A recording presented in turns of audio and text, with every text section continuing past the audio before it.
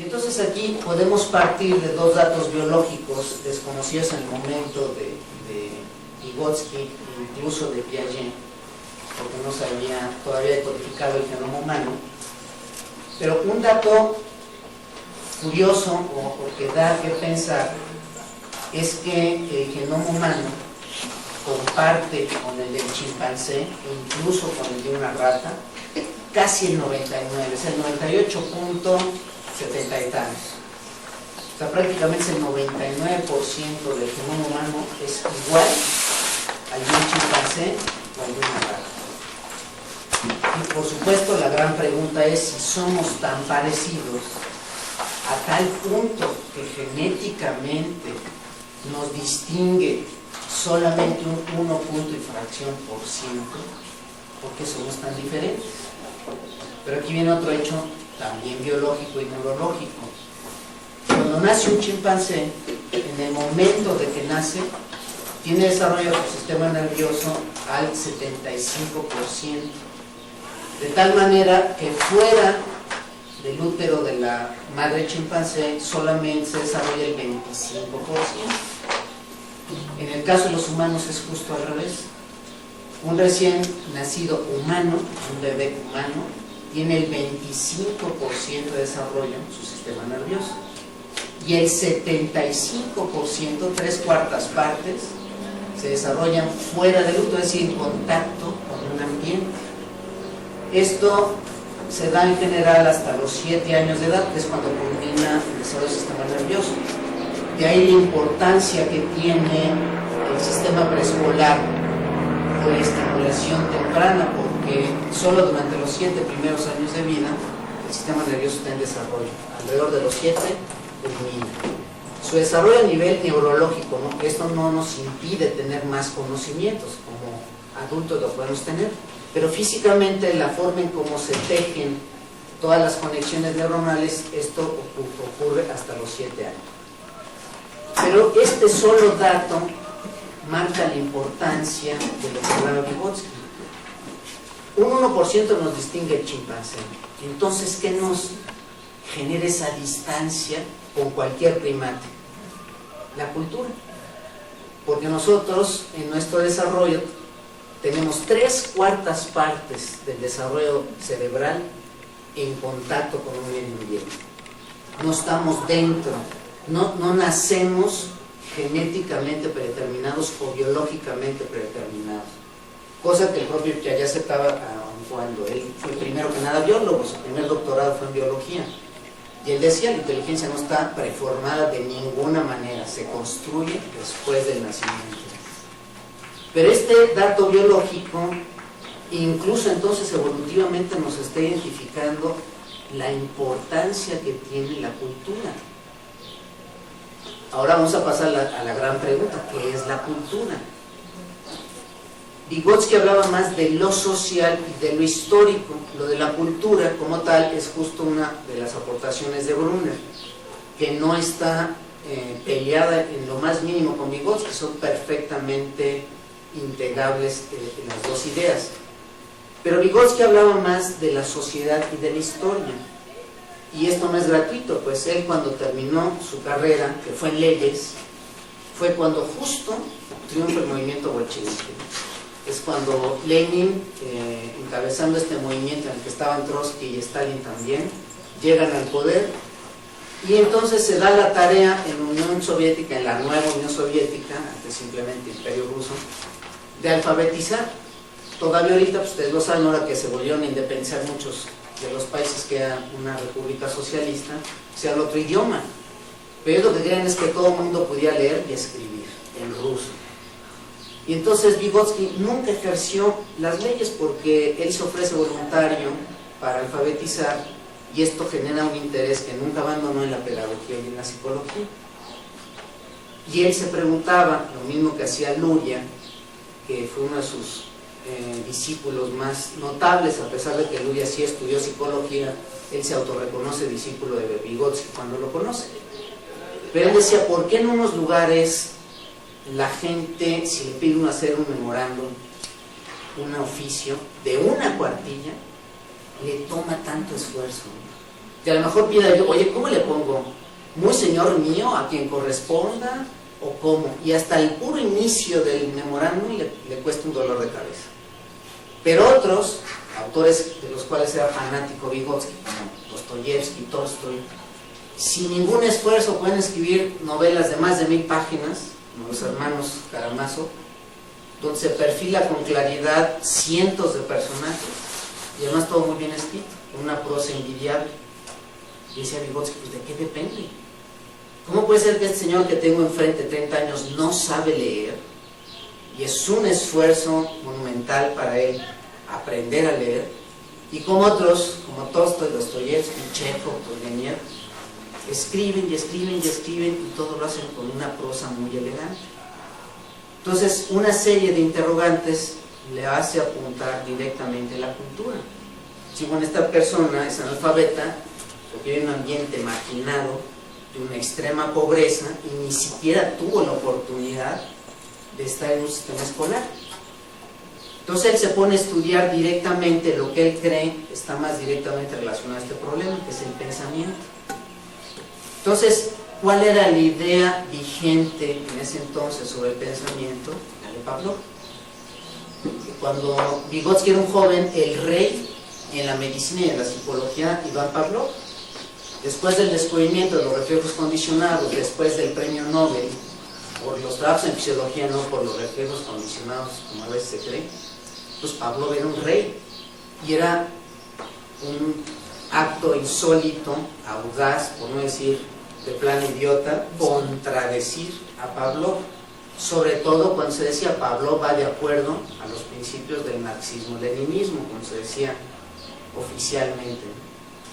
Pero el caso es que Vygotsky en 1924 escribe un trabajo que envía a un congreso nacional de psicología en Rusia, y le aceptan ese trabajo. Él lo presenta.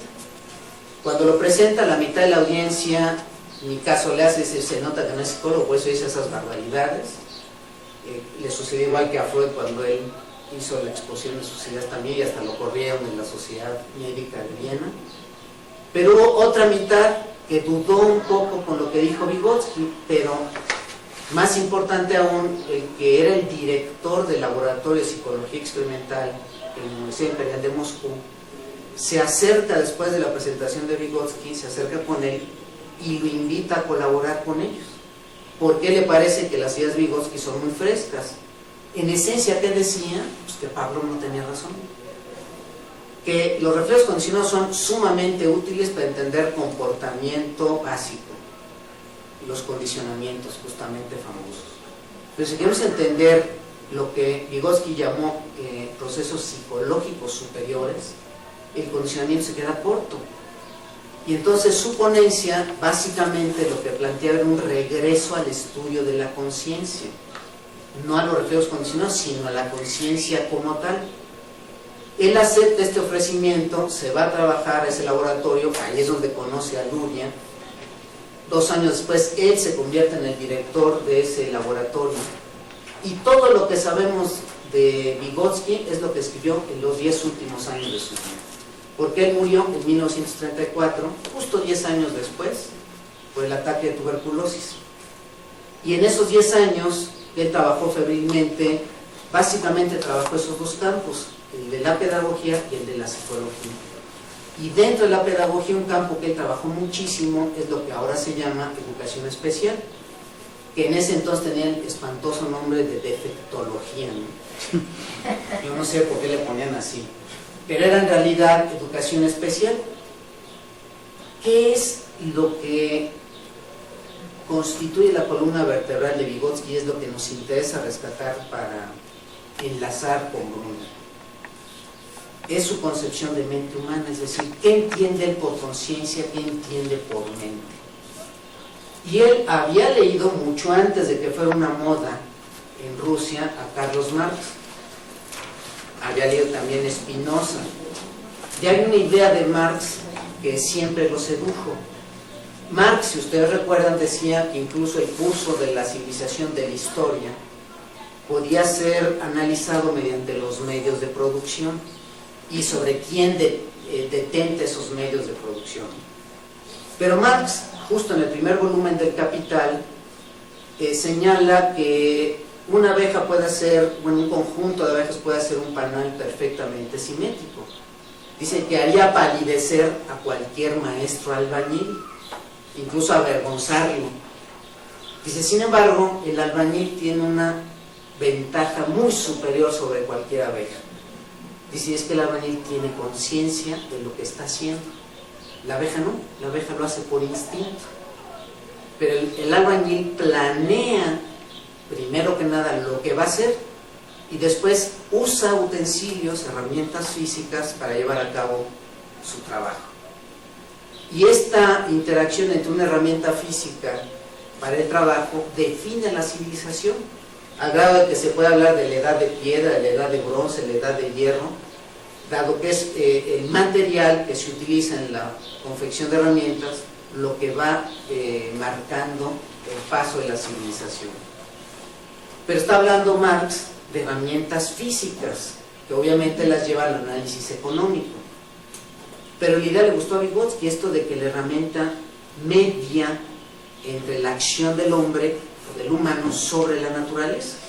Si yo quiero escribir, uso una pluma, entonces la pluma media entre mi acción y el acto de escribir. Si quiero barrer, necesito la escoba como un instrumento con el que media mi actividad. Y si yo escribo en el pizarrón, necesito de un gis y de un borrador. Entonces, el instrumento, aunque es una confección de los humanos, modifica la actividad de los humanos cuando nos apropiamos de sus instrumentos. Si yo quiero escribir con la pluma de cabeza, no voy a poder. Si quiero escribir poniendo la pluma de lado, no voy a poder. Tengo que usar el instrumento como convencionalmente debe ser. Entonces, hay una mediación donde el apropiarme del instrumento hace que yo me modifique, pero yo humano soy quien confecciona también ese mismo instrumento. Entonces Vygotsky piensa, bueno, yo creo que la mente funciona igual. La mente está mediada también por instrumentos. ¿Pero cuáles son? ¿Qué tenemos aquí adentro? No hay instrumentos físicos, lo único físico son las neuronas y toda la actividad química eléctrica del sistema nervioso. ¿Qué instrumentos entonces podrían mediar la actividad mental? Y aquí es donde viene su gran aportación, los símbolos. Él dice que el símbolo es la herramienta esencial de la mente humana. Y mucho ojo con esto. Vygotsky no decía que hay un pensamiento primero que se apropia del símbolo, sino es el símbolo mismo el que permite la realización del pensamiento.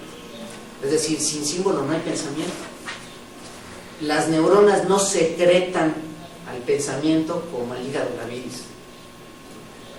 Las neuronas son la base material de la mente, del pensamiento. Pero el pensamiento no es una actividad automática. Para poder pensar necesitamos instrumentos que medien la actividad mental.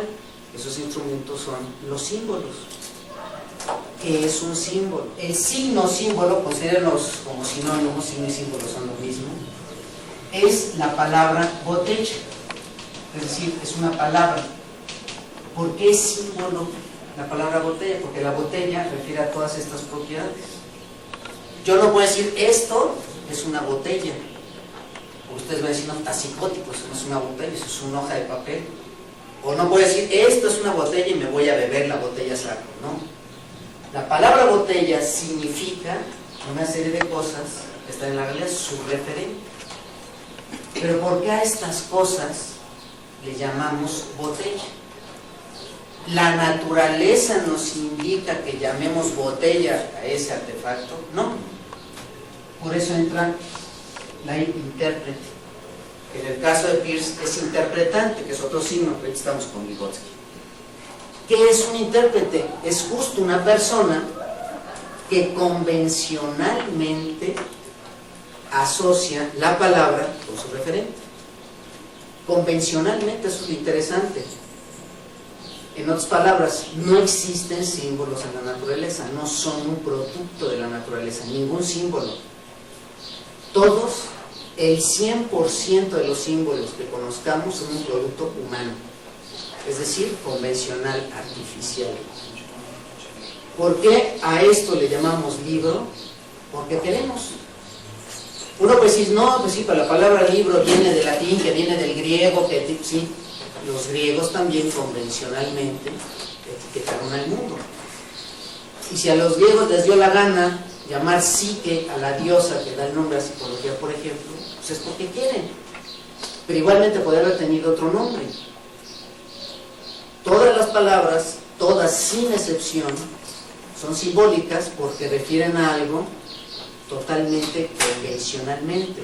Lo mismo decía Saussure, el semiólogo suizo, por significante y significado. Es decir, nada nos obliga a llamar a nada de una manera específica. Es un asunto convencional, 100% convencional. Ahí tenemos uno de los primeros símbolos de la mente, las palabras. ¿Qué otras formas simbólicas usa el pensamiento? Imágenes. Si ahorita les digo a ustedes, traten de hacer la imagen de Calderón, no, es muy desagradable. Traten de tener la imagen de una actriz o un actor que les simpatice más. Es como si se proyectara una película aquí adentro, o sea, pueden casi ver con claridad el rostro de esa persona. Pero eso, ustedes lo saben, no es una proyección interna. Aquí no hay más que neuronas. ¿Cómo es posible que las neuronas generen una imagen? Porque es un acto simbólico. Es decir, lo que hacen las neuronas es una representación de la persona que yo estoy recordando. Ustedes pueden recordar ahorita a un hermano, un primo, la novia, el esposo, la mamá, el papá. Lo que tienen aquí no son fotos chiquititas, es una representación de las personas reales. Es decir, es una forma simbólica de pensar. Entonces tenemos lenguaje, que son palabras, tenemos imágenes, pero no agotamos ahí el pensamiento. Otra forma, y a ver, yo les pido, ¿quién es el primero que me da el resultado de esta operación mental? No la hagan en el papel. ¿Cuántos son 25 por 3? Bueno, ahora piensen sobre su pensar. ¿Cómo es posible que puedan hacer una operación matemática mental?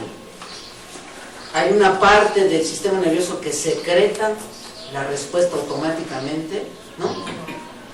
Ustedes que están en matemáticas saben el trabajo que cuesta a los niños y niñas aprender matemáticas.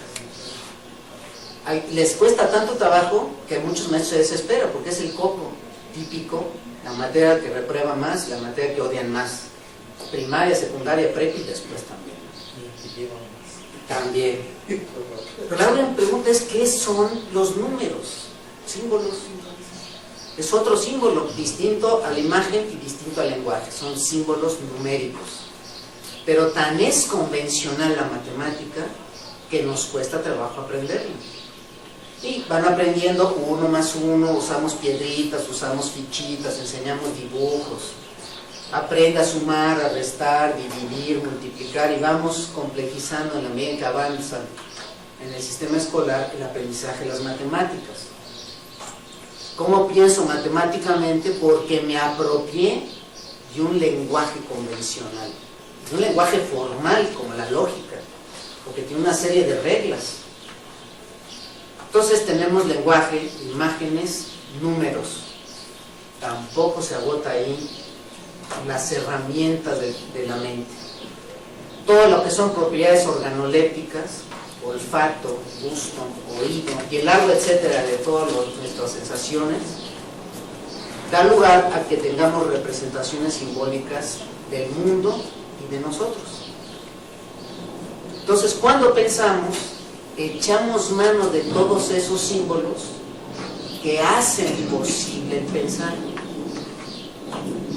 Si nosotros pudiéramos, por un acto de viajar en el tiempo, y trajéramos un maya, o trajéramos un babilonio, y pudiéramos proyectar en una pantalla una operación matemática mental del maya y babilonio y un niño de aquí, veríamos que lo que aparece en pantalla es totalmente diferente. Como ustedes saben, los mayas usan puntos y rayas, y hacen operaciones hasta de millones con puntos y rayas. Bueno, y el concepto de cero, que sí lo tenían, que era una especie como el caracol, una especie como yoganito, ¿no? Entonces, si ustedes le preguntan a un niño maya que haga la operación que yo les hice ahorita, que les pedí que hicieran, no diría 75, lo que él se alucina, vamos a decir así, son puntos y rayas. Pero lo que imagina la mayor parte del mundo que usa ya el sistema arábigo, son los números arábigos, a lo mejor se imagina el signo de más, el de menos, la rayita y el resultado abajo. Pues si está muy influido por las calculadoras electrónicas, a lo mejor lo piensa en horizontal el resultado. Lo importante es, no tenemos un área del sistema nervioso que automáticamente da lugar al resultado. Tengo que aprender el uso convencional de los números, qué significa el 1, 2, 3, etcétera, qué significa el más, menos, por, entre, la raíz cuadrada, etcétera, etcétera. Cuando yo ahorita les digo, traten de imaginarse el sabor del mole poblano, o del platillo que más les guste, un cóctel de camarones, un guachinango a la parrilla, o una copa de chiva regal, o un vino rojo, una nieve. Como que se lo pueden imaginar el sabor, pueden imaginar la sensación de tocar algo rugoso, o liso, o caliente, o frío. ¿Cómo es posible que podamos imaginar eso? Porque tenemos representaciones. Es decir, usamos símbolos para que la mente funcione. Lo que hace posible el acto mental son justo estas herramientas, los símbolos. Y entonces esa es una de las centrales aportaciones de Vygotsky, el proponer los símbolos como la herramienta fundamental. Por eso, en la actualidad, en 2006, desde varios años atrás, el tema de Vygotsky y de Neo-Vygotsky tiene una curva ascendente donde antropólogos, semiólogos, sociólogos han vuelto los ojos al que dicen, bueno, él ya lo había dicho desde los años 30, la importancia de los símbolos. Mientras que la de Piaget es una curva que va hacia abajo. Cada vez hay menos libros, cada vez menos revistas, cada vez menos simposios, mientras que la de Vygotsky va para arriba. Entre otras cosas porque Brunner vive, y Brunner es uno de los principales divulgadores de Vygotsky, aparte de su propia teoría. Pero esa era la idea de Vygotsky de lo que es la sociedad, de lo que es un momento histórico. Es decir, cada ciudad o lugar tiene un conglomerado de símbolos de los que se apropian niños y niñas en el proceso de la educación. Y eso es lo que constituye la mente de ese escolar.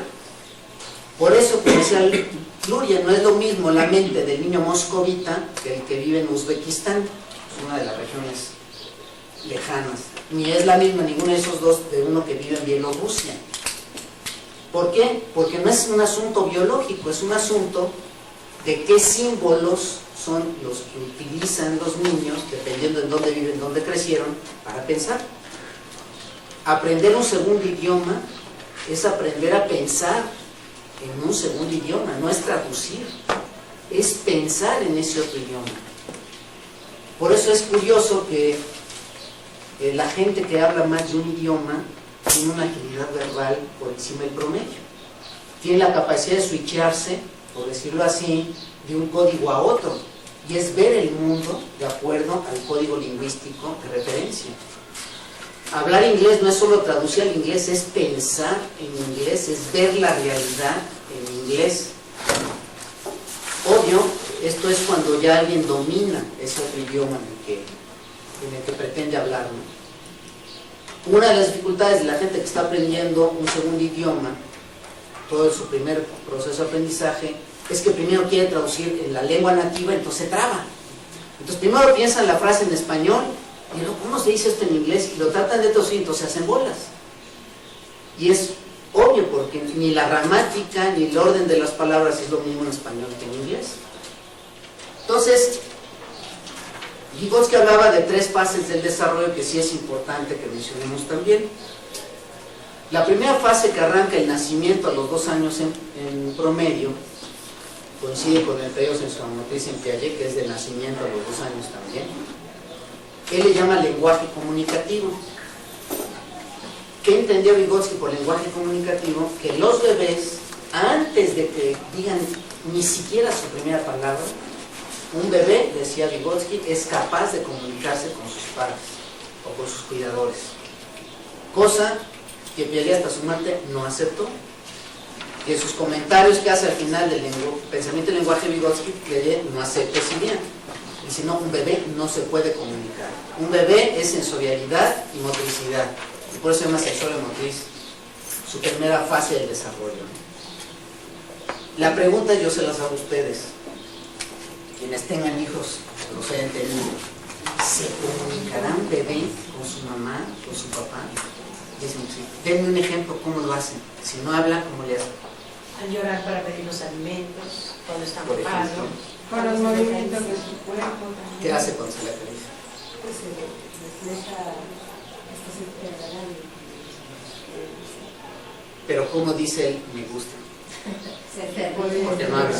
Por ejemplo, la sonrisa, la risa. Piensen en esto primero, y en eso tenía razón Pablo, y en eso no lo contradice Vygotsky. Cuando nacemos, traemos una serie de reflejos. Ustedes conocen la prueba de Apgar, se sigue utilizando. Y uno de los índices de Apgar, entre otras cosas, coloración, respiración, es que tenga ciertos reflejos. Eso es biológico, no hay nada que hacer, ahí está. El llanto y la sonrisa son biológicos, son un reflejo. Entonces los bebés lloran como un acto reflejo cuando tienen hambre, cuando les duele algo, cuando tienen calor, etc. Como reflejo. Pero dice Vygotsky, de ser un reflejo, cae bajo un control social muy precozmente. Dice, efectivamente, el llanto es un reflejo. Tiene hambre, llora. No porque el bebé piensa, ay, tengo hambre, me duele el estómago, voy a llorar para que venga mi mamá. No, llora, simplemente como un reflejo. Pero como siempre que llora el bebé, llega la mamá, lo carga, lo apapacha, le habla, lo reconforta. ¿Qué es lo que va a suceder? Que terminan por ponerse de acuerdo en lo que significa el llanto. Entonces, el primer intérprete es la mamá, que ve la conducta del bebé como con significado, aunque para el bebé carece de sentido. Lo que hace un bebé al nacer, todo es reflejo, es biológicamente determinado. Pero el bebé va creciendo en interacción con humanos principalmente, que es lo que no estudiaba Piaget, y Vygotsky sí. Si un bebé ustedes lo abandonan, lo marginan de la sociedad y se muere. No hay ser vivo, conocido, más dependiente que los humanos. Y acuérdense del dato que decía al principio, 75% de nuestro sistema nervioso se desarrolla afuera, donde un bebé interactúa con papá, mamá, hermano, abuelita, tía, vecina, amiga, etc. ¿Qué es lo que ocurre cuando el bebé ya tiene meses y llora? No porque le duele algo, no porque tiene hambre, no porque tiene cólico, simplemente porque quiere que lo carguen. Y basta con que lo carguen y se cayó. En ese momento el llanto se convierte en gesto, es decir, tiene significado. Entonces, antes de su primera palabra, el bebé construye todo un repertorio gestual. La primera forma de comunicación entre los humanos son gestos. Algunos de esos gestos se continúan de los reflejos. Por ejemplo, el gesto universal, ahora universal, antes no, había una cultura en Nueva Guinea que se negaba, pero en ese grupo de Nueva Guinea, para decir sí, le hacían así, y no era así. Cuando empieza a abrirse el mundo a esta comunidad, pues eran unos líos tremendos y terminaron por entrarle a los códigos universales. Pero piense usted lo que es el gesto de negación. Hacemos así. Si usted le están dando de comer a un bebé y el bebé ya se llenó, viene la cuchara a la boca, ¿qué hace el bebé? Exacto. Viene la cuchara y hace así. Eso es un reflejo. Pero ¿qué se extiende de ese reflejo ya como un gesto? Es decir, no, ya no, hacer así. Y lo mismo el asentimiento. ¿Cómo asentimos? Agachando la cabeza, voy a abrir la boca, dame de comer. Al grado de que en la cultura asiática, especialmente japonesa, es todo un acto reverencial el bajar la cabeza, es la forma en cómo se saludan. Después del año y medio, en promedio, no podemos dar una fecha exacta porque es variable, aprenden los niños sus primeras palabras. Dependiendo de la cultura, son las palabras que aprenden. En la nuestra seguramente aprenderán agua, leche, mamá. papá, primero la dicen cortada parcialmente, finalmente la pronuncian bien. Y ciertas letras, ustedes lo saben, son muy difíciles, después lo van aprendiendo más tarde, como la R, les cuesta mucho trabajo pronunciar. ¿Qué ocurre entonces con los gestos? No desaparecen, sino que se integran gestos con palabras. A tal punto hay una integración, una sinergia entre gestos y palabras, que un adulto usa ambos, incluso sin darse cuenta. Observen cómo habla la gente por teléfono, sobre todo ahora que el celular lo tiene hasta el que vende jícamas en la banqueta. Puede estar en el celular y a menos de que sea Terminator, va a gesticular cuando habla. Nadie lo está viendo, pero ya te dije que dejaras eso, ya. Y cambia la expresión facial y nadie lo está viendo. Digo, a lo mejor tiene cámara el teléfono, pero si lo tiene aquí, igual la cámara ve la oreja nada más, ¿no? ¿Para qué gesticula? A veces en el coche vean cuando va alguien hablando en el celular y va manoteando, pues ¿a quién le manotea? A sí mismo. Es decir, no podemos desligar, una vez que se integran, no podemos desligar el gesto de la palabra. Y muchas veces el gesto aclara lo que estamos diciendo o enfatiza lo que estamos diciendo. Entonces, hay gente que estudia, que es oratorio, locutor, un presentador, un conductor, porque hace más explícito el manejo de los gestos, pero una gente común y corriente los tiene unidos. Y un preescolar tiene gestos y lenguaje perfectamente sintonizados. Y más bien, como adultos, aprendemos a desintonizar. Cuando queremos mentir, ponemos tal circunstancia y soltamos la mentira, ¿no? Pero quien sabe leer el cuerpo, este me está mintiendo, ¿no? Y hay tips, después les cuento algunos, para que vean cómo saber si alguien miente o no. Es más, uno más halagador, cuando sepan, más bien cuando no sepan y quieran saber si ustedes le gustan a alguien, observen dos cosas. El pie del zapato va a estar apuntando a la persona. Si ustedes están con una persona que no les gusta, tanto ustedes como esa persona tienen los pies apuntando hacia otro lado, es un acto involuntario. La persona ni cuenta se da que tiene las puntas apuntando hacia la persona. Esto es algo que uno hace de manera inconsciente. Entonces dice Vygotsky, de este lenguaje gestual se empalma con el lenguaje y viene una segunda fase que se llama lenguaje egocéntrico y abarca desde los 2 hasta los 6 o 7. Otra vez coincide con Piaget en el periodo preoperatorio, que llama Piaget. Y lenguaje egocéntrico, igual que como lo entendía Piaget, es cuando habla consigo mismo, pero en voz alta.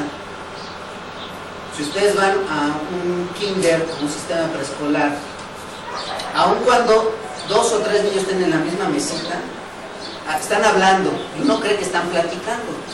Pero ya que nos acercamos vemos que los 3 están hablando al mismo tiempo y no se están haciendo caso, no se están respondiendo. A eso Piaget le llamó monólogo colectivo. Lo que pasa es que están hablando consigo nada más.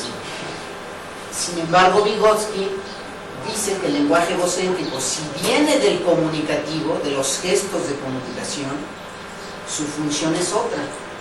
No es, como pensaba Piaget, un lenguaje que simplemente desaparece para volverse social después. Vygotsky dice, el lenguaje egocéntrico es el pensamiento, pero se da en voz alta. Es decir, un preescolar no sabe pensar como lo hacemos nosotros en silencio. La forma de pensar del preescolar es en voz alta, no tiene otra, no sabe pensar en silencio.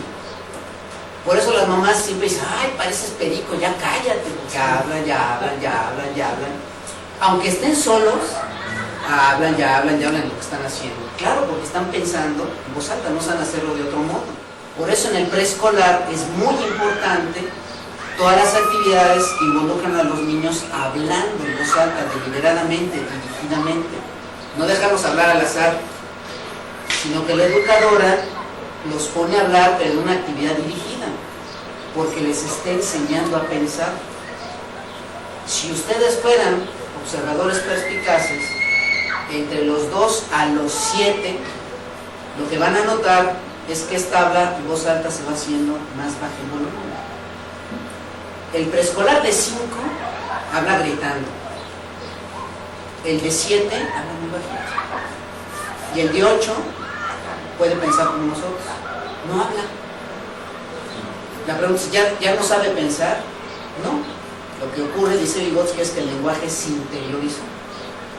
Entonces puede usar el lenguaje, pero ya no tiene que hablar, lo piensa.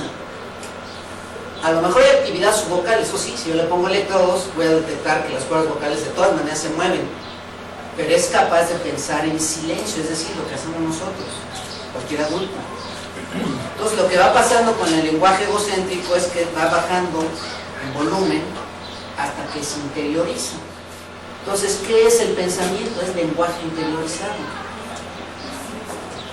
Pero volvemos a lo que decíamos al principio. Solo pienso con lenguaje, ¿no? Ya dijimos, es lenguaje, son imágenes, son números, son sensaciones gustativas, sensaciones táctiles, etcétera, etcétera. Todo eso es lo que media mi actividad mental. Pienso usando todo eso. Y el ejemplo más acá, el arquetipo del pensamiento, son los sueños. Si nosotros observamos al soñante, y ustedes lo saben que vamos pasando por fases hasta entrar en la fase MOR, los movimientos oculares rápidos, y que es una fase pequeña de todo el ciclo del sueño. Y está el cuerpo totalmente estático. Se le llama de hecho sueño paradójico porque los sueños más vívidos son en ese momento, cuando el cuerpo está con ritmo cardíaco bajo, baja la temperatura, baja tono muscular, pero en ese momento el sueño es la vida misma. ¿Qué es un sueño? Si soñamos que nos vienen persiguiendo, estamos volteando para atrás, ¡ay, corre! Y se angustia uno y hasta nos despertamos con taquicardia, ¿no? ¿De dónde salió el asaltante? ¿Alguien lo puso en el sueño? No, somos nosotros. Es decir, estamos usando nuestro propio pensamiento para crear una realidad virtual. Vygotsky se murió en el 34, no se tradujo Vygotsky a ningún otro idioma hasta los años 60, en francés y en inglés. Pero para los años 60, el rey en la psicología del desarrollo era Piaget, incluso en Estados Unidos, donde más tiempo tomó que entrara, porque era un psicólogo europeo de lengua francesa. Y no sé si ustedes sepan, pero Piaget se negó muchos años a que lo tradujeran en inglés. Si ya quieren leerme, pues que aprendan francés. Usualmente es al revés, uno tiene que aprender el inglés, con otros que aprendan francés, ¿no? Ya hacia los 60 y como, ok, ya que traduzcan aquel otro. Ya después fueron traduciendo los demás, ¿no? Pero el caso es de que cuando se traduce Vygotsky a francés, inglés y español, que ocurre casi simultáneamente, la figura de Piaget jala a toda la gente y entonces durante los 60 Vygotsky fue prácticamente minimizado. Solo uno que otro iluminado hablaba de Vygotsky. Pero en los 70 varios lo empezaron a descubrir.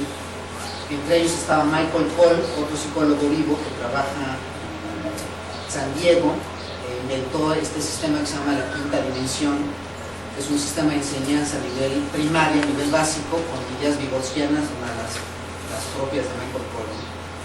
Y Michael Cole, junto con otro equipo, se dan a la tarea de traducir y editar un segundo libro de Vygotsky, que se conoce en inglés como Mind in Society. En español se conoce como El desarrollo de los procesos psicológicos superiores. Está en editorial Grijalvo. Este libro lo publica el Instituto Técnico de Massachusetts, el MIT, por sus siglas en inglés, una institución de enorme prestigio, semillero de premios Nobel todavía. Y el otro, Pensamiento y Lenguaje, lo publica nada menos que Harvard, la Universidad de Harvard, y le piden justo a Brunner que haga el prefacio a este libro. Brunner solamente había leído un artículo de Vygotsky, era el único que se había traducido al inglés, lo leyó desde los 60, pero como no había nada más y Brunner no sabía ruso, nunca tuvo oportunidad de conocer más.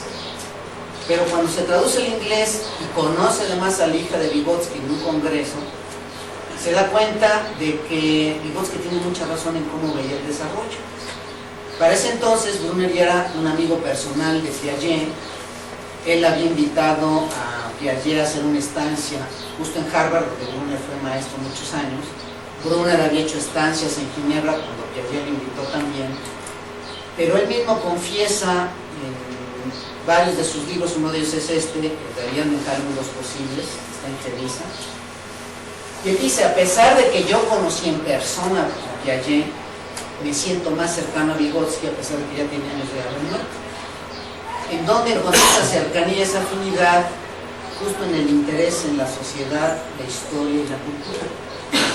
Pues que uso el dedo justo en lo importante del desarrollo humano. Un ser humano biológicamente no es suficiente para que se convierta en humano. Si ustedes toman un bebé, lo marginan del entorno humano y lo dejan abandonado, bueno, más por él se va a morir. Pero si por algún milagro sobrevive, ya hay algunos casos, ahorita les comento algunos, ¿qué sucede con ese niño o niña? Se hace un animal.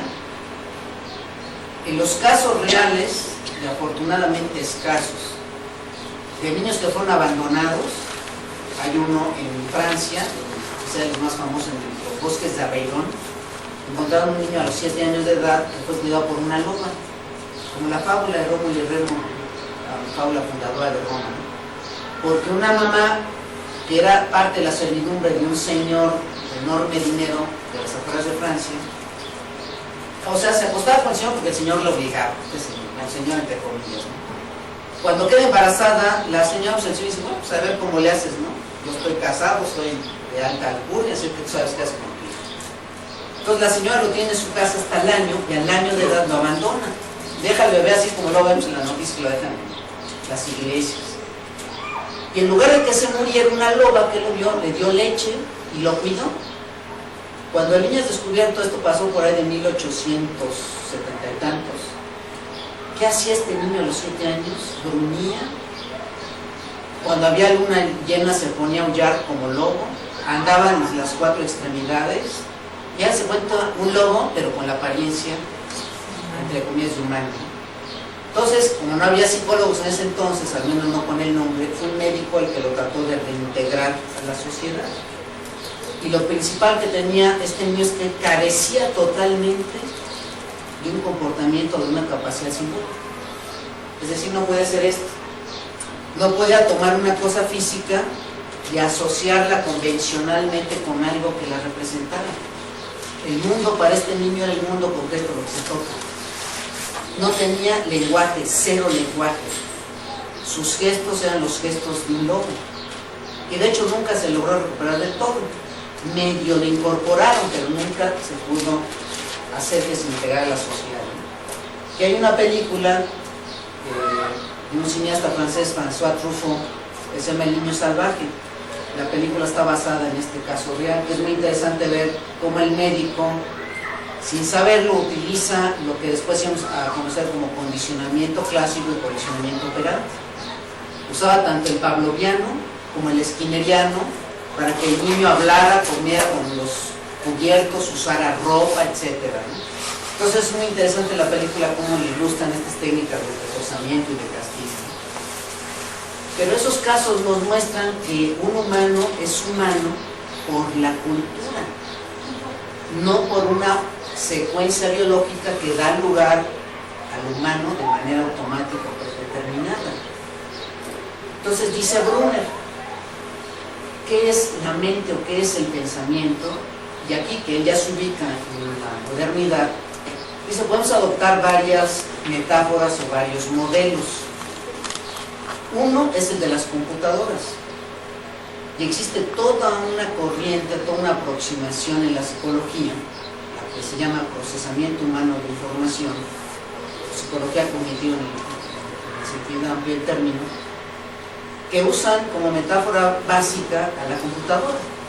Y entonces dicen, el cerebro es como una CPU. Tenemos información por los sentidos, la procesamos y damos una respuesta. Entonces hay que entender cómo esta CPU procesa la información. Entonces la palabra clave es información. solución de problemas, formación de conceptos, memoria, etcétera. Todo es analizado en términos de información. ¿A quién se le debe el surgimiento de este enfoque? A Brunner, muy a su pesar. Porque Brunner trabajaba en Harvard en los años 50, cuando Skinner era el rey de la psicología y era el rey en Harvard. Skinner le dio a la psicología la primera teoría estrictamente psicológica, porque la de Freud en realidad es medicina llevada a la psicología. Pavlov era un médico que por accidente descubre los reflejos condicionados, tampoco era psicólogo. De hecho, ni Piaget ni Vygotsky lo fueron tampoco, aunque en esa área trabajamos con su muerte. Pero Skinner era alguien que se formó dentro de la psicología y que le dio a la psicología una tecnología tan poderosa que todavía ahorita se sigue utilizando. Podemos disentir de la teoría en el sentido de que no es posible concebir un ser humano nada más como estímulos y respuestas. Pero el poder de la tecnología conductual es tal que el campo de la educación especial, por ejemplo, es impensable sin técnicas conductuales, ¿no? Son las más eficientes, las más rápidas y las más contundentes. Pero en la actualidad se usan, obviamente, complementadas con un enfoque menos epidérmico, y ya entonces hablamos de la cognición, etc. Pero Skinner entonces estaba en la cúspide de su popularidad en los años 50 y 60. Y fue justamente en 1960 que Brunner, junto con George Miller, en esa misma universidad, hacen la propuesta al director Dean, como le dicen ellos, de Harvard, de abrir el Centro de Estudios Cognitivos. Y esto era audaz, porque hablar de cognición, cuando la cognición era un objeto de estudio legítimo, y cuando el conductismo le había dado toda esta apariencia de cientificidad, la psicología se ubicaba al lado de la física y de la química, en la precisión, en la rigidez metodológica. Pues cómo alguien iba a querer abrir un centro de estudios cognitivos. Era casi como abrir un centro de estudios de lectura de la mano o del tarot, ¿no? ¿Quién sabe en qué términos planteó Brunner y Miller el proyecto, que a los 2 meses lo aceptaron? Y en 1960 se abre el Centro de Estudios Cognitivos de Harvard.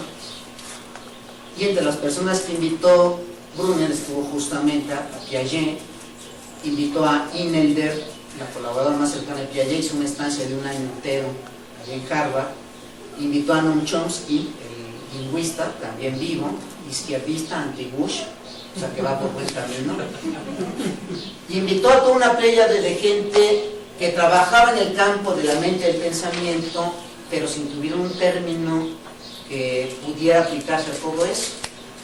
Pero como el centro se llama Centro de Estudios Cognitivos, se empezó a usar el término cognición y cognitivo para referirse a este estudio de la mente, del pensamiento, de la conciencia. Brunner es invitado, todavía siendo director de este centro, a Oxford. Quién sabe qué sueldo le habrán ofrecido, que él no pudo decir que no. Así que se va a Londres y se queda 10 años en la Universidad de Oxford. Y Miller, el otro líder, el otro director, también ofreció un super sueldo en la Universidad Rockefeller, también se van. Y cuando se van Miller y Brunner, en 1970, el centro cierra. Pero mucha gente ya había pasado por ahí, y muchos de los que recién obtenían su doctorado y habían pasado por ese centro, empiezan a trabajar este enfoque cognitivo tomando a la computadora como modelo. Porque hacia finales de los 60 la computación ya estaba muy avanzada. Durante los 70, de hecho, surge la primera computadora personal, que fue la Apple, en 1976, y 2 años después sacó IBM la propia, la PC. Esto implica que ustedes llevan su computadora a su casa. Aunque eran muy primitivas, no sé si algunos de ustedes, no porque les vea caras de viejos, pero no sé si algunos de ustedes tuvieron una de esas primeras computadoras, la TRS-80, había una Commodore que hasta en Noguera se vendía. Ya ni existen, ¿no? Son totalmente piezas de museo. Pero yo todavía me acuerdo que a mí me llenaba de orgullo, y tuve que ahorrar mucho para comprar mi primera computadora TRS-80, y el disco duro era de 10 megabytes, imagínense. O sea, una calculadora de banqueta. tiene muchísima más memoria y poder que esa, que era todo un armatroste, ¿no? ¿Alguien se acuerda? No habían disquetes. ¿En qué se guardaba la información en esos años? Fue después el floppy. Antes todavía el floppy. En un cassette. Imagínense buscar un archivo en un cassette. Era como buscar una canción. Adelántale, no, voltean ahora del otro lado. Era latosísimo.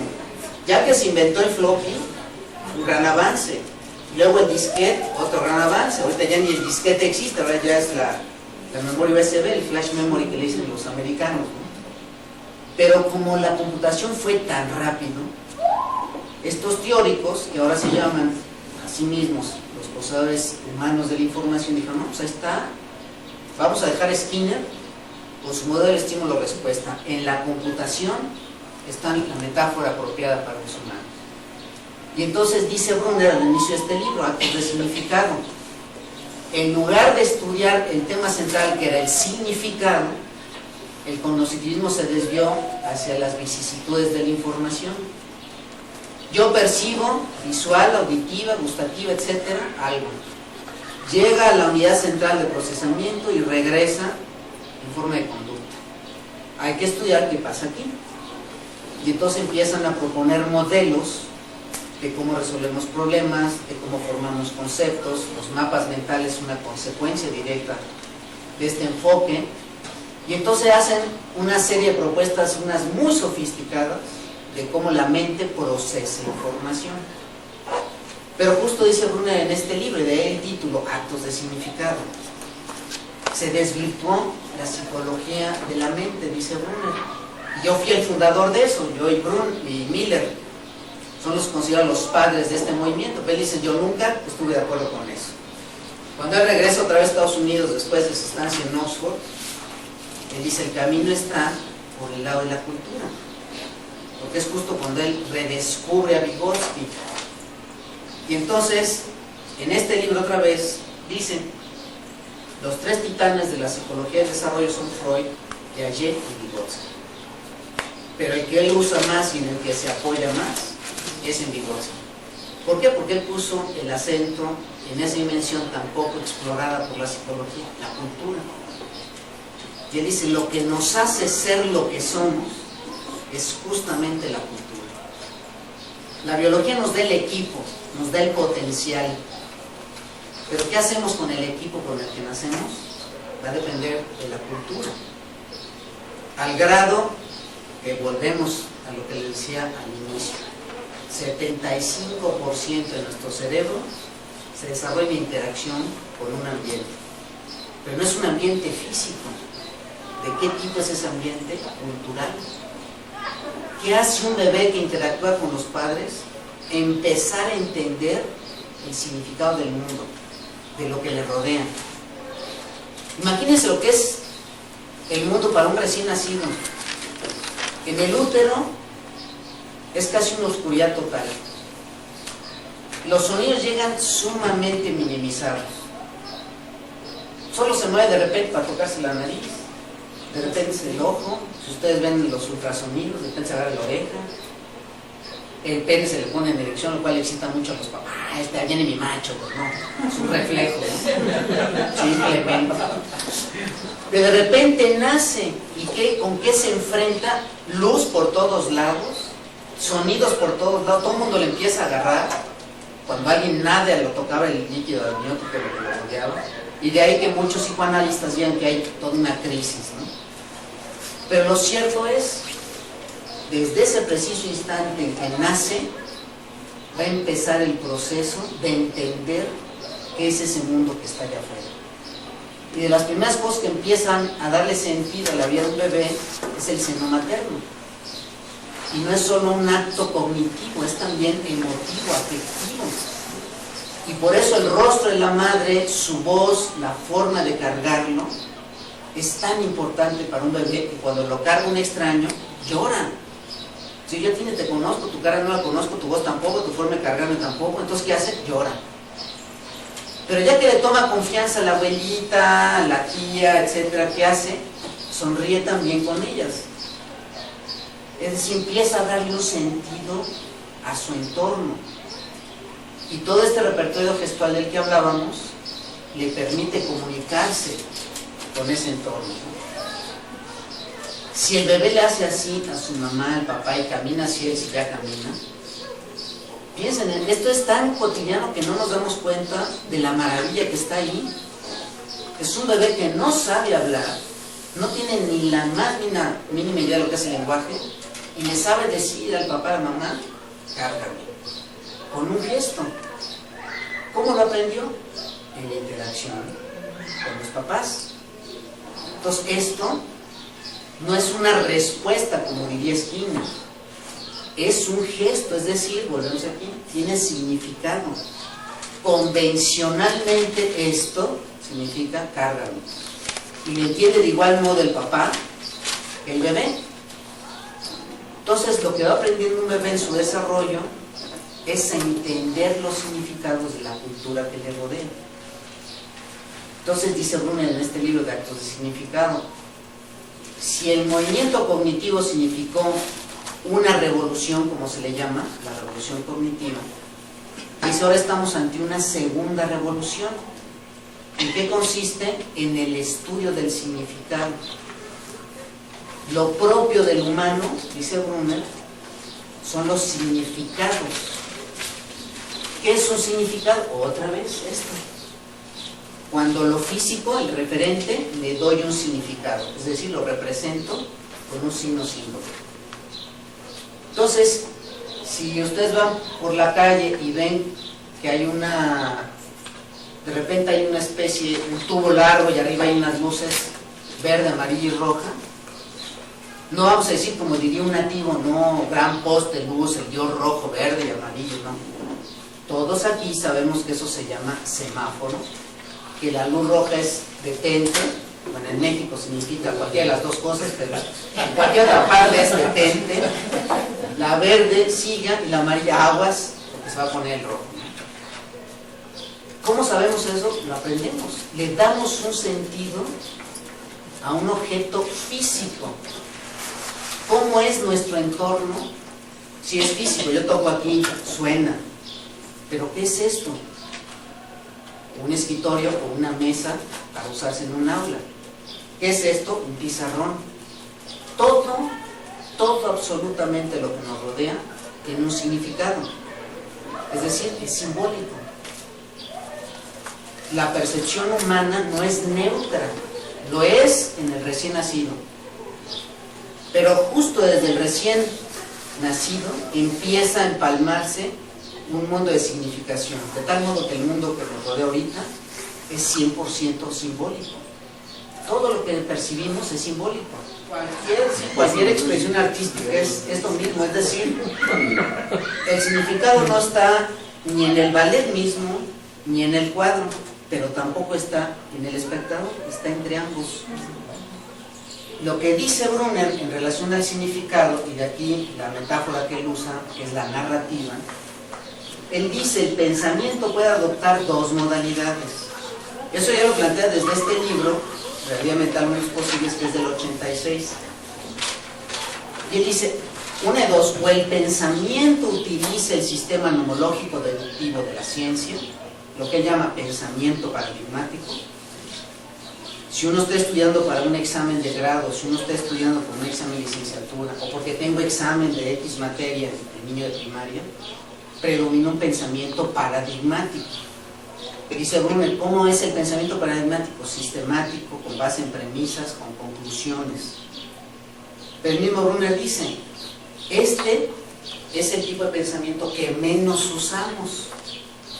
La mayor parte del tiempo usamos un pensamiento, y ahí viene la otra propuesta, narrativo. Entonces dice, hay dos modalidades, la paradigmática y el narrativo. Y el que la gente usa cotidianamente y el que usa el niño desde que es niño, dice uno, es el narrativo. Y el narrativo tiene que ver con todo esto que estamos hablando ahorita. Si yo veo un cuadro y no le entiendo, o incluso hasta me molesta, yo estoy inserto, estoy metido en una narración donde el cuadro para mí significa algo irrelevante, porque significa de todas maneras. Lo que decíamos hace rato, no hay forma de escapar de esto. Forzosamente interpretamos. Pero mi interpretación es: esto no me gusta, esto es horrible, esto no tiene sentido, esto cualquiera lo hace. Yo me quedo con Leonardo, con Miguel Ángel o con cualquiera de los del periodo clásico, ¿no? Pero ¿qué hace? Vámonos más para atrás, vamos a dejar entre paréntesis ahorita los adultos. Llega la mamá por su hija preescolar al kinder, su hija de 5 años. Hola, mijita, ¿cómo te fue en la escuela? La niña le dice: permíteme responderte apelando al silogismo aristotélico. Premisa 1, la maestra sonrió. Premisa 2, yo también. 3, tuve feliz, mamá. Pues no. ¿Qué niña va a razonar así? Ni siquiera las llamadas genios. ¿Qué dice la niña? Ay, muy padre, porque ahora Pedrito trajo no sé qué cosa y jugamos con un perrito y le dimos de comer al conejo y la maestra nos puso a cantar. ¿Qué hace? Narrar. ¿Cómo le da sentido un preescolar a su vida narrando? Lo platica, además no tiene el pensamiento interiorizado todavía, lo que decíamos hace rato. El preescolar piensa en voz alta, entonces narra en voz alta. ¿Y cómo le da sentido? Diciendo todo lo que pasó. Y lo puede contar por mucho tiempo, que la mamá, ya, bueno, sí, ya, te fue muy bien, hija, porque sí, habla, porque pues, va a hablar hasta que se duerma. Ya ves, hasta dormido siguen hablando. Entonces dice Brunner, genéticamente el tipo de pensamiento que aparece primero es narrativo. Ahora bien, ¿qué es narrar? ¿A qué se refiere con que una forma de pensar es narrativa? Ya dice que hay 3 elementos básicos, que cualquier narración, sea del tipo que sea, cine, danza, teatro o hablado, tienen estos 3 elementos. Es sujeto, verbo y predicado. O sujeto, verbo y complemento. Antes de que un niño le llame, o mejor dicho, aprenda en sus clases de gramática que existe sujeto, verbo y complemento, el niño actúa una narración. Entonces supónganse que esto es un móvil. Si el bebé en la cuna estira la mano para pegarle el móvil para que se mueva, él se está reconociendo como un sujeto que ejecuta una acción, es el verbo, y que hay una consecuencia, se mueve. O sea, está generando una narración pragmáticamente, la actúa. Mucho después va a aprender hay sujeto, hay verbo y complemento. Esa es la formalización de una narración. Pero ¿cómo se apropia uno de una narración? Actuándola. Y los niños aprenden que en el mundo hay cosas animadas y cosas inanimadas. Entonces hay 2 modalidades de los sujetos de una narración: lo animado y lo inanimado. Aunque durante la infancia los niños tienden a adjudicarle lo animado a todo. En parte también por influjo del cine, porque si yo veo que un elefante puede volar y hablar, pues claro. Entonces cualquier animal y cualquier cosa puede ser realmente motivo de animación. Pero lo cierto es que los niños a lo que se mueve le adjudican cierta animación, o sea, le adjudican vida. Pero entonces reconocen que hay sujetos que hacen cosas, el verbo, y que lo que hacen tiene consecuencias. Y esa es la unidad mínima de una narración. Lo que en el libro de Guinness aparece como la narración más corta de Augusto Monterroso, guatemalteco afincado en México, que murió, todos la conocen. Cuando despertó el dinosaurio, todavía estaba ahí. Pues es un relato completo, tiene todos los elementos para decir: eso es un cuento, es un relato. Y tiene estas 3 cosas. Entonces dice Brunner, en realidad cómo el humano le da sentido al entorno y a sí mismo narrativamente, lo cual no excluye la posibilidad de que usemos un pensamiento paradigmático en otras ocasiones. El científico usa con mucha frecuencia un pensamiento paradigmático. Si no lo hiciera, a un ingeniero se le cae el puente, por ejemplo. Entonces tiene que usar una serie de cálculos matemáticos de mucha precisión, donde se anticipan las cosas. Pero ese mismo ingeniero pasa la mayor parte de su tiempo pensando narrativamente. Cuando llega con su esposa, cuando cenan, no va a estar pensando matemáticamente. Sería muy aburrido el matemático. Oye, ahorita me diste 3.1416 de pastel, ¿no? A mí me das 6.1416. Pues no. Ni quién se le ocurra pensar matemáticamente. La narración involucra emociones, acciones y sobre todo las razones de esas acciones y las razones de esas. Entonces, todo el proceso de educación, dice Ron, es un asunto cultural. ¿Qué es una escuela? Y aquí en este libro lo define mejor Brunet, un foro cultural. Dice, una escuela es un lugar donde autoridades, maestros y estudiantes van a negociar significados. Es decir, la escuela no es un lugar donde las autoridades, incluyendo el docente, le dice a los que menos saben lo que deben de saber, ni son los que deben sancionar qué tanto sabe o no el estudiante. Así es tradicionalmente. Por eso el revuelo que causó en sus libros, porque él estaba haciendo una crítica directa a todo el sistema educativo norteamericano. Él, en este libro, él cuenta esta anécdota. Dice, este libro lo escribió cuando él tenía 70 y algo años de edad, en el 86. Y él dice, todavía me acuerdo del nombre, de pila y apellido de mi maestra, creo que de cuarto primaria. Dice, y otros ya no me acuerdo. ¿Por qué me acuerdo también de esta maestra? Dice, porque ella lo que quería es que nosotros compartiéramos con ella lo que a ella le sorprendía del mundo. Entonces ella nos decía, miren muchachos, qué fascinante es tal cosa. Y si nos predisponía que lo que nos iba a decir era fascinante. Y efectivamente, dice, lo que estaba haciendo era incluirnos en aquello que a ella le causaba una sorpresa. Pero otros maestros, el típico, hoy vamos a ver el binomio de Newton. El binomio de Newton es, y pues todos se dormían o aborrecían la matemática.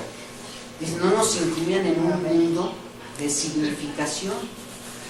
De lo que se trata, dice uno, es que se negocia, en el buen sentido del término negociar, en el aula, sentidos, significados. Y lo que hace un docente, dice, debiera de ser una guía en generar la sorpresa en el estudiante. En el momento en el que el docente deja de sorprender a su estudiante, está fallando. Y por eso acuérdense de esa famosa frase de Jorge Luis Borges, no José Luis Borges, les dijo ya saben quién. Decía Borges que hay que saber encontrar sorpresa en donde los demás hayan costumbres. Esa es la esencia del docente. Es enseñarle a un estudiante a sorprenderse del universo y del lugar en donde vive. ¿Y eso qué es? Sí, no, es esto, actos de significado. El docente negocia los significados de la matemática, del civismo, de la biología, etcétera, etcétera. No es transmitir conocimientos, es negociar significados. Porque volvemos a lo que decíamos antes, que es la cultura, un conglomerado de símbolos. La biología es una forma sistemática de ordenar los significados propios de la biología. Lo mismo es civismo, historia y el largo etcétera de lo que son las materias escolares. Pues estamos diciendo que la cultura entera, la sociedad, es un ordenamiento simbólico, ¿por qué no llevar eso al aula? Y eso es lo que trataba de hacer Brunet, o trata de hacer todavía. Pero dicho así suena fácil, ya el docente que está en el salón con 40 enanos, ¿cómo le hace para negociar significados con él? Y entonces ahí es donde viene la propuesta de la narración como vehículo para ordenar significados. La narración, cualquier narración, lo que ordena es todo este mundo de significación. Si ustedes leen 100 años de soledad o se acuerdan, ya leyeron este libro, es todo un universo del que está hablando ahí Gabriel García Márquez. Macondo es todo un universo. De hecho, Macondo es Latinoamérica entera, con todas las tradiciones de la gente que mueve objetos, de las predicciones, los usos y costumbres, las batallas de los empleados contra las empresas transnacionales norteamericanas, todo está ahí. Hasta la fundación de Macondo está ahí, ¿no? Y por eso él, al principio de la novela, acuérdense que habla de un río que corre sobre aguas cristalinas con piedras enormes que parecen huevos prehistóricos. O sea, le está dando ese tono de toda la historia de la humanidad. ¿Qué hace García Márquez con esa novela? Generar todo un universo simbólico en el lector. Pero no hay un significado en 100 años de soledad, tampoco en el lector, está entre los dos. Cuando yo abro la novela y la empiezo a leer, el significado se genera entre las dos cosas. Algo distinto va a tener otro lector que lee la misma novela. Se genera el significado en cada lector que abre esa novela. del mismo modo que cada cuadro, aunque sea azul sobre blanco, genera un significado en el espectador que lo ve. Entonces dice, bueno, pues la educación es igual. Si el docente llega al aula con la intención de narrar la biología y compartir con los estudiantes una narración, una historia, un cuento, se logran dos cosas. Primero, los estudiantes se entienden mejor, y dos, se motivan, es decir, se toca la parte afectiva. Si en lugar de yo ver una serie de objetivos generales, intermedios y específicos, lo que yo hago es organizar una narración por capítulos en lugar de unidades, sino capítulos, y empiezo a hacer una historia, los alumnos se interesan. Por eso los cómics tienen tanta entrada en los adolescentes y en los niños, porque están narrando. Y por eso Ríos en su momento recurrió a la historieta como un vehículo didáctico y de hacer conciencia, y tuvo gran éxito. Si un docente tuviera la habilidad de Vargas Dulce con Lágrimas y Risas, o con Memín Pingüín, pues ya la hizo, porque es llegarle. No sé si ustedes sepan cuántos ejemplares vendía Calimán y Lágrimas y Risas en sus buenos años, y los Burrón, o sea, es una cifra que no se pueden imaginar. Calimán vendía a la semana 1,5 millones de ejemplares. O sea, imagínense el sueño guajiro de cualquier escritor, 1,5 millones semanalmente. Por eso Vargas Dulce se hizo de un imperio, de edificios enteros, discotecas, restaurantes. O sea, se volvió literalmente millonaria con esas historietas. A pesar del obvio, a pesar de que la gente se esfuerza para ir al cine, y aquí es un esfuerzo, en provincia ustedes van 10 minutos antes, pero aquí es un operativo. Tú bajas a los boletos, tú estacionas el coche, tú bajas a comprarte las palomitas, o sea, casi el SWAT entero ahí para ir a ver una película. ¿Por qué la gente hace ese esfuerzo por ir al cine? Porque va a haber una historia, va a haber una narración, y entre mejor contada esté, más satisfecho voy a estar por haber ido, pagar por entrar, pagar estacionamiento y regresar a mi casa. Si la escuela fuera así, me llegas 2 horas antes y además te cuesta tanto cada clase, pues nadie va. Pero imagínense la escuela como el cine, como el teatro, que fueran y pagar el estudiante, no los papás, el estudiante, por oír al maestro. Se logra ese milagro si el docente se convierte en un narrador, no en una autoridad que les va a decir cómo deben aprender. Y cualquier asignatura puede ser susceptible de adoptar una forma narrativa. En el caso de Brunner, esta es su propuesta. La educación adopte deliberadamente, explícitamente, un formato narrativo. A nivel básico esto puede sonar a alimentar la SEP. No. Si la SEP dice estos son los programas, estos son los objetivos generales y específicos, está bien, pero con estos contenidos yo voy a hacer una narración y mi forma de enseñar va a ser diferente. Cumple con el programa, pero enseña de otro modo, generando el interés, generando el asombro, generando la expectativa por lo que sigue. Y quienes tuvieron la suerte de tener en primaria y secundaria un maestro que enseñaba así, se acordarán bien de ese maestro.